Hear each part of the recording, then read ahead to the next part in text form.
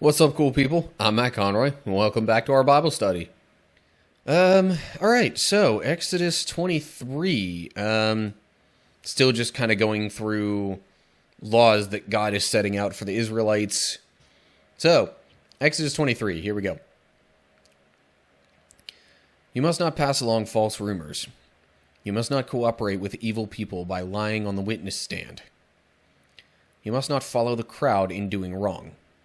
When you are called to testify in a dispute, do not be swayed by the crowd to twist justice.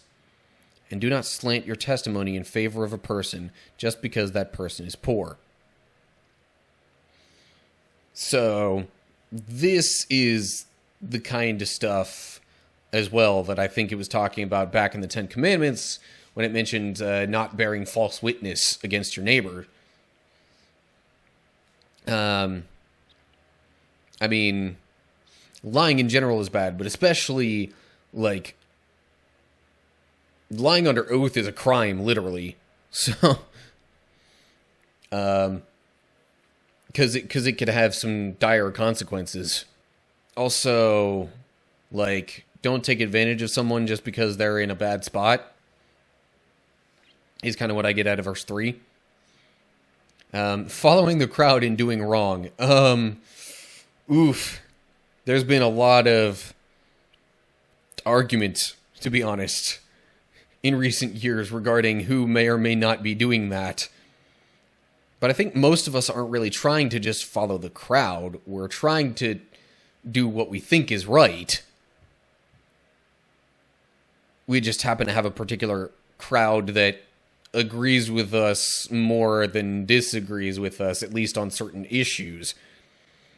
So then that tends to get people all kind of lumped together as, oh, you agree with this, therefore you must be blah, blah, blah, blah, blah. Even though if you break it down to the individual issues and, you know, actually get on a personal level with it, that's probably not the case.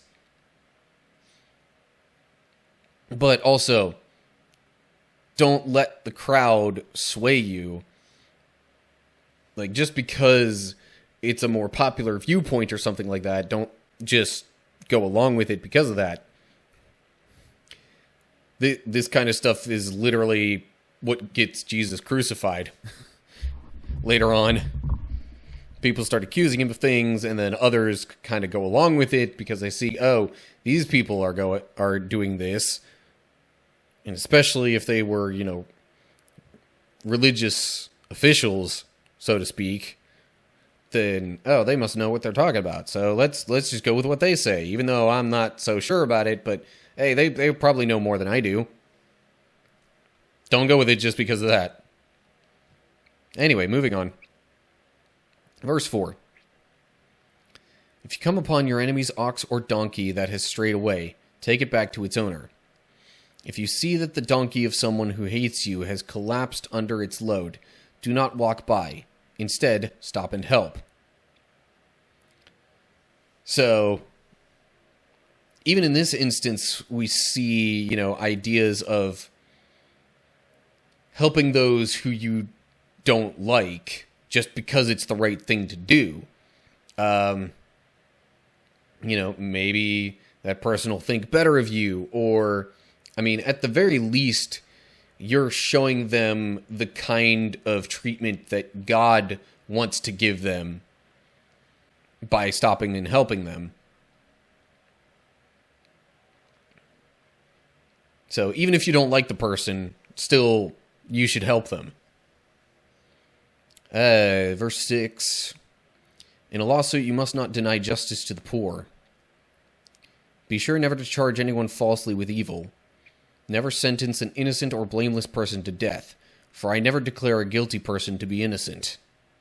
Take no bribes, for a bribe makes you ignore something that you clearly see. A bribe makes even a righteous person twist the truth. So, don't deny justice to the poor. I mean, that sounds, yeah, I mean, justice is justice. Right and wrong don't change just because of someone's status. Don't charge anyone falsely with evil. Again, I think that comes back to Don't, the whole commandment of not bearing false witness, things like that. And like the idea of lying as well is tied in with that. In general, just do what's right. Like, don't try and do something just because you think you can get away with it, or because you think you can take advantage of someone or something, or whatever. And taking bribes also tends to twist justice, because the person paid you to take their side, and if it then turns out that they're in the wrong, well, you've kind of already taken the bribe. Like, you're gonna look bad either way. Verse 9, you must not oppress foreigners. You know what it's like to be a foreigner, for you yourselves were once foreigners in the land of Egypt. Kind of covered that a bit in the last chapter as well. Also tied to not denying justice to the poor. Again, just because of someone's social standing or where they come from or anything like that, you should still treat them well. Plant and harvest your crops for 6 years, but let the land be renewed and lie uncultivated during the 7th year. Let the poor among you harvest whatever grows on its own. Leave the rest for wild animals to eat. The same applies to your vineyards and olive groves. You have 6 days each week for your ordinary work, but on the 7th day you must stop working. This gives your ox and your donkey a chance to rest. It also allows your slaves and the foreigners living among you to be refreshed. Pay close attention to all my instructions. You must not call on the name of any other gods. Do not even speak their names. I mean, that just ties into not having other gods before him. Again, the whole, 7-year cycle thing pops up, which the previous time it showed up in one of these laws was talking about slavery. Like, if a man becomes your slave, you should let him go after 6 years. So then, basically, the 7th year is, he is renewed and refreshed to his former standing. At least to some extent. So, not only have we established, the 7th day as a day of rest and relaxation and, even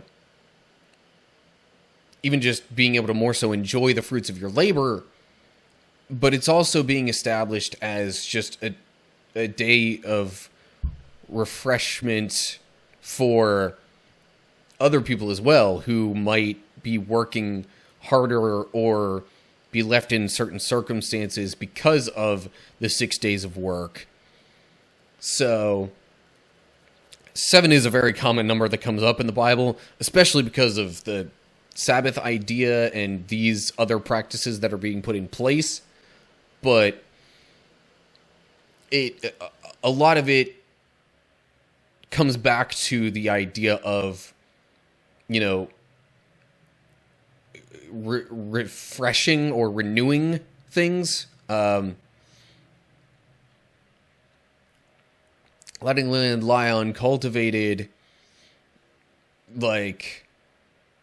it gives the people who were working it extra rest, but it also kind of, lets nature kick back in and do its own thing a bit more.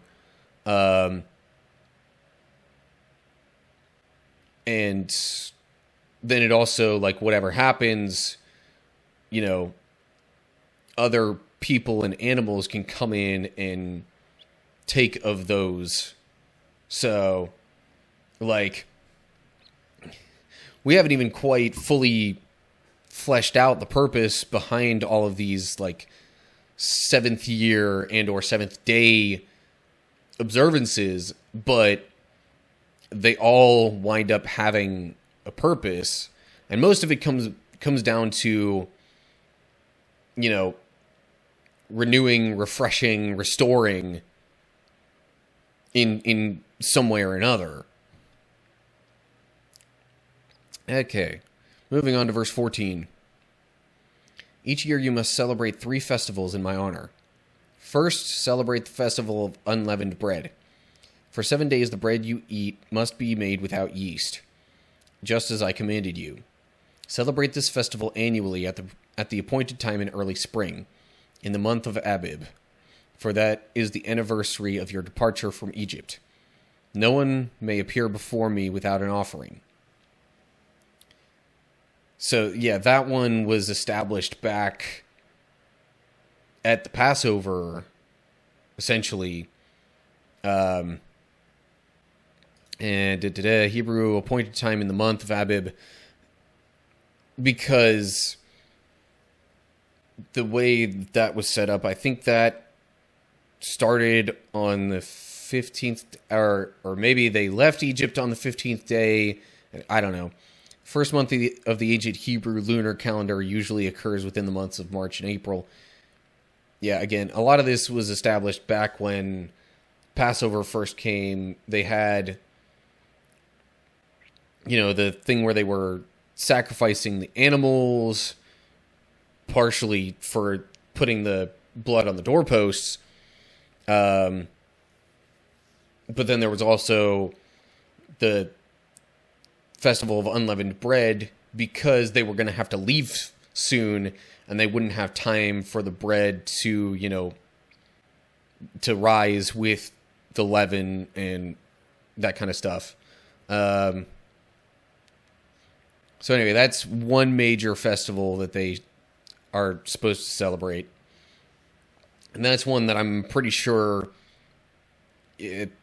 modern day Jews celebrate regularly as well. There are probably a lot of these that modern day Jews, celebrate, acknowledge, honor, what have you. Anyway, verse 16. Second, celebrate the festival of harvest, when you bring me the first crops of your harvest. Finally, celebrate the festival of the final harvest, at the end of the harvest season, when you have harvested all the crops from your fields. At these 3 times each year, every man in Israel must appear before the sovereign, the Lord. So there's the festival of unleavened bread, and then there's also festivals at the beginning and end of harvest season. Footnote there says, or the festival of weeks. This was later called the festival of Pentecost. It is celebrated today as Shavuot. Shavuot.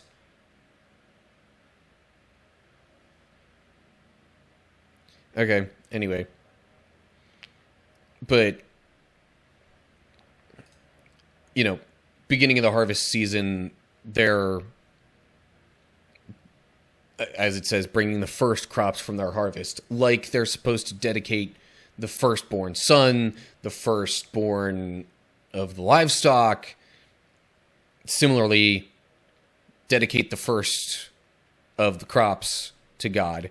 And final harvest, a festival of ingathering. This was later called the festival of shelters or of tabernacles. It is celebrated as Sukkot or Sukkoth.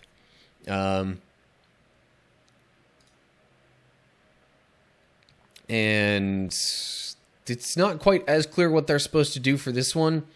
I think that one's probably just more of a celebration, recognition of what they've gathered throughout the year, and having a festival to celebrate God's provision, at the very least. Verse 18. You must not offer the blood of my sacrificial offerings together with any baked goods containing yeast, and do not leave the fat from the festival offerings until the next morning. As you harvest your crops, bring the very best of the first harvest to the house of the Lord your God. You must not cook a young goat in its mother's milk. Some of these wind up sounding a bit random. I think I recall hearing about the whole young goat in its mother's milk, that there was some people group that did that. So that might have been more so just to set themselves apart from that people group that are not God's chosen people. Must not offer the blood of my sacrificial offerings together with any baked goods. So, I guess there were times when they were to offer, like, grains and harvest. But then there were other times when they were supposed to offer animals. So, I guess this is just saying don't, like, mix the two. Cross-contamination, bad.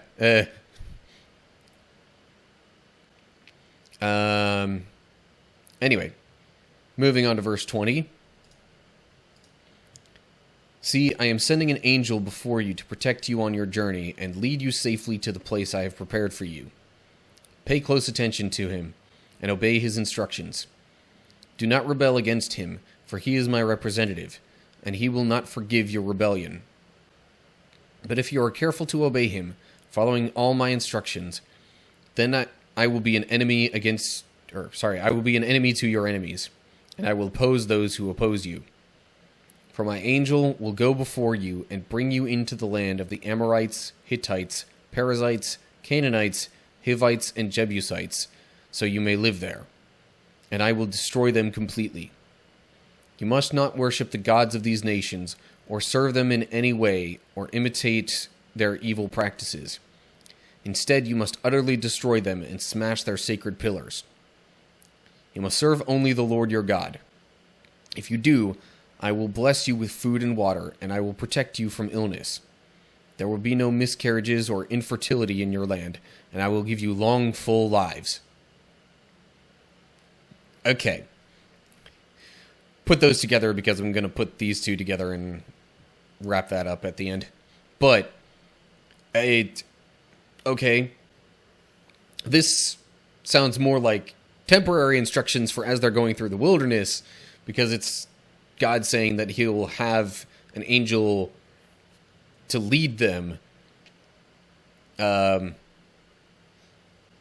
And obviously as a representative of God, they shouldn't rebel because they're kind of disobeying God by disobeying the angel.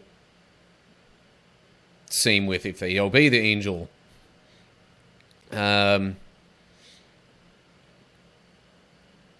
So, again, God's also saying that he's going to lead them into the land where these people groups live. Maybe one of those people groups were the ones that, boiled young goats in their mother's milk. I don't know. But that would make sense mentioning that before saying, hey, I'm going to lead you into the land where these people groups live, and I don't want you to do the things that they do. Footnote here, as in Greek and Latin versions, Hebrew reads he for God instead of I guess. So it would be, you must serve only the Lord your God. If you do, he will bless you with food and water. And he will protect you from illness. I guess because the idea is that God is saying this directly to Moses, who is then supposed to tell this to the people, I think that might be where that whole kind of, mix-up or confusion in the wording there comes from. Because if God was telling Moses to tell this to the people, then Moses would be saying he in this sentence rather than I. But if this is just God speaking directly to Moses, God would say it as I. So, anyway. But, of course, once again, we get a follow God's commands, and things will be good. Anyway, verse 27. I will send my terror ahead of you and create panic among all the people whose lands you invade. I will make all your enemies turn and run. I will send terror ahead of you to drive out the Hivites, Canaanites, and Hittites. But I will not drive them out in a single year, because the land would become desolate and the wild animals would multiply and threaten you. I will drive them out a little at a time until your population has increased enough to take possession of the land. And I will fix your boundaries from the Red Sea to the Mediterranean Sea, and from the eastern wilderness to the Euphrates River. I will hand over to you the people now living in the land, and you will drive them out ahead of you. Make no treaties with them or their gods. They must not live in your land, or they will cause you to sin against me. If you serve their gods, you will be caught in the trap of idolatry. Okay, so God is going to cause some panic or confusion amongst the people groups currently in the Promised Land, but it's going to be a gradual leading them out so that the land doesn't become hostile, like the land itself doesn't become hostile. So he's basically going to drive out some of the people to the point where they are able to be conquered by the Israelites, who will then just take over what they have established in terms of like the way the land is, but don't follow their practices because God doesn't like those. Let's see the footnote here. I will often rendered the hornet. Meaning of the Hebrew is uncertain. So the Hebrew could mean he's actually going to send hornets or some sort of insect into the land that would drive some of the people out. Kind of similar to how he sent the plagues upon Egypt. Footnote over here. The Hebrew reads from the Sea of Reeds to the Sea of the Philistines. That was just how they understood what we now call the Red Sea and the Mediterranean Sea. And from the wilderness to the river. So, eastern wilderness, of course, would have gone further in to Asia, which would have been really kind of beyond known territory for them. And the river, I guess it's kind of assumed it would have been the Euphrates River. But in any case, God's kind of letting the people know, hey, here's where I'm going to send you and have you eventually settle. This footnote... Oh, wait, no. I read that one already. But, yeah, so in the midst of some of this litany of laws, we kind of get some clue of what's about to happen with God's people and how he's going to lead them and where he's going to lead them and the people that they'll come across, whose habits they are commanded not to adopt. All right, so that does it for Exodus 23. A little bit more laws, but also noting that there's actually a kind of situation-specific command regarding an angel that will lead the people through the wilderness, I guess, and just making sure that they follow it. So yeah, I guess, minor, actual, broader story progress, in addition to, the other laws and stuff. But anyway, that's it for now. So, as always, like and share if you enjoyed the video and want others to see. Make sure you subscribe to my channel to see more videos and click the bell to get updates when I post new ones. Look down in the description for info on other social media pages and how to find and follow those. And of course, leave comments down below, all of that, with any thoughts that you have. So, that's it. Hope you're all doing well. Hopefully you'll tune in for the next chapter. But until then, stay cool, people.